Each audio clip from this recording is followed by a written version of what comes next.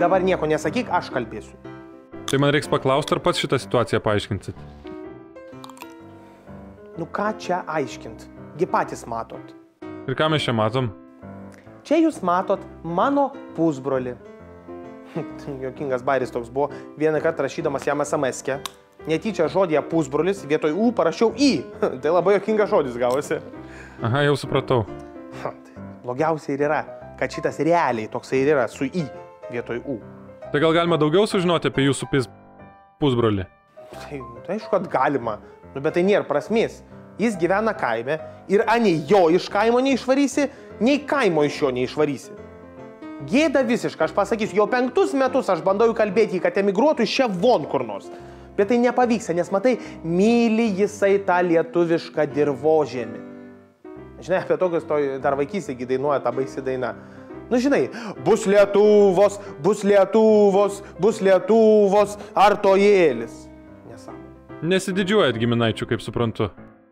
Ai, nu bandžiau aš jį išmokyti visokių milijonieriškų manierų. Nieko. Nulis. Jam tik tai ūkininkaut norisi.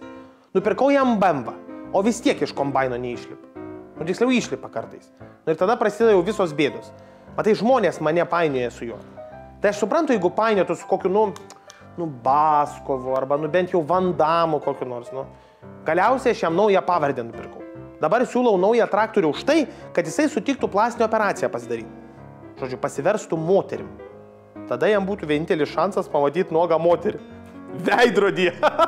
Tai gal tada bent jau vyras susirastų. Nes dabar, taip atrodydamas, moters niekad gyvenime nesusiras. Ar aišku tau? Bet juk jūs labai panašios išvaizdos. A ne? Gerai. Einu šautuvą iš džipo atsinešiu.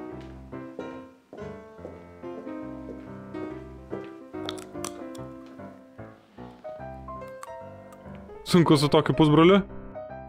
Ai? Geras jisai žmogus. Naują drapaką nupirko man. O koks jūsų vardas?